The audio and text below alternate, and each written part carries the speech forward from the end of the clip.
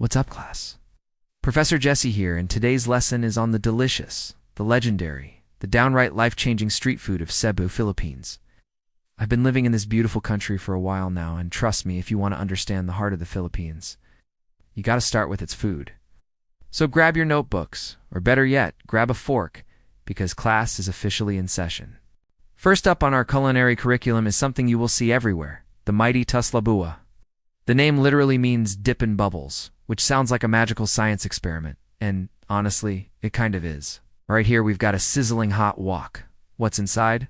Pig brain, pork liver, and a special blend of soy sauce, oil, and secret spices. The vendor keeps stirring it until it gets thick and bubbly. Now, the main event. You take these little rice balls called puso, which are cooked in woven palm leaves, and you just dip them right into that bubbling cauldron of flavor. Oh, dubbing. That's the number one rule. For just around 10 pesos per puso, which is like 20 cents, you get this explosion of savory. Umami, slightly sweet, and incredibly rich flavor. It's got a texture you've never had before. This isn't just a snack. It's a communal experience. People gather around the wok. They dip, they chat, they laugh. It's the taste of Cebuano friendship. Let's dip. Oh man, that is unbelievable. The richness of the pork brain and liver just coats the rice perfectly. Wow, a +4 to slabua. Alright, moving on to our next subject, and this one requires a bit of courage.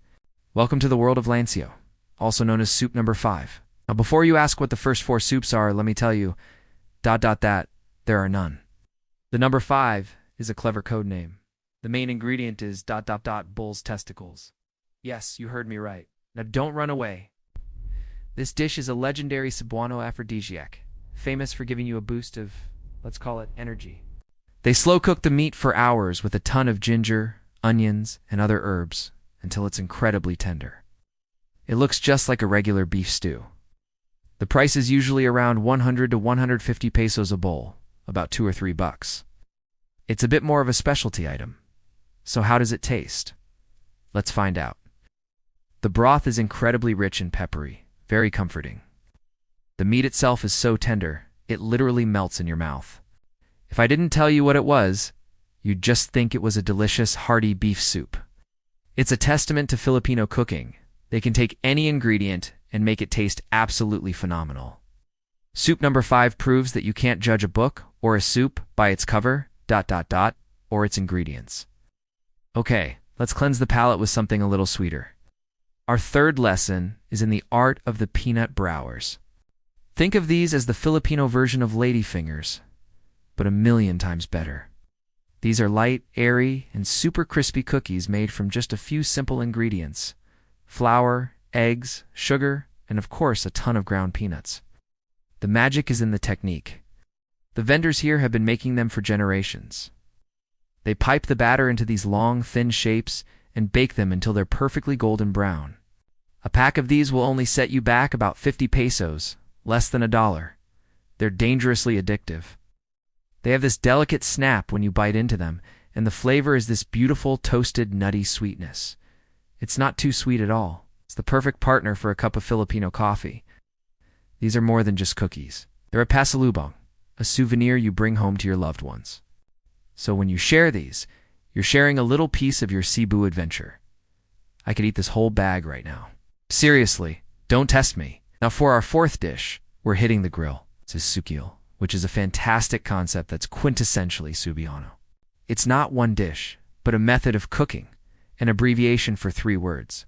Sugba, which means to grill. Tua, which means to make a stew or soup. And kilo, which is to cook in vinegar, similar to ceviche. So you come to a sutakil spot, and you're greeted with this incredible display of fresh seafood. Fish, squid, shrimp, you name it. You pick what you want, and then you tell them how you want it cooked. Sugba, tua, or kila. Today I've picked a beautiful fish. I'm having half of it grilled sugba and the other half made into a soup tua. The price depends entirely on the weight and type of seafood you choose, but it's incredibly reasonable for how fresh it is. This whole meal might cost around 500 pesos or $10. The grilled fish is smoky, flaky, and brushed with a sweet and savory glaze. The soup is light, clean, and soured with tomatoes and tamarind, letting the freshness of the fish shine. Sutukil represents the Filipino love for fresh ingredients and resourcefulness. One fish, two completely different, amazing dishes. It's culinary genius on display. Finally, for our grand finale, we have the undisputed king of Cebu street food, the lechon. Now, you might have had roast pork before, but you have not had lechon like this. Cebu lechon is world famous for a reason.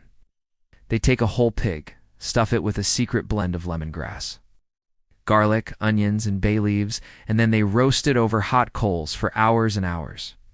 The vendor slowly turns the spit, basting the pig in its own juices until the skin becomes this perfect, glistening, mahogany-colored armor of pure crunch. Listen to this. Sound of skin cracking. That's the sound of happiness. Serving of lechon with rice might cost around 150 to 200 pesos. It's about $3 or $4, and it's worth every single peso.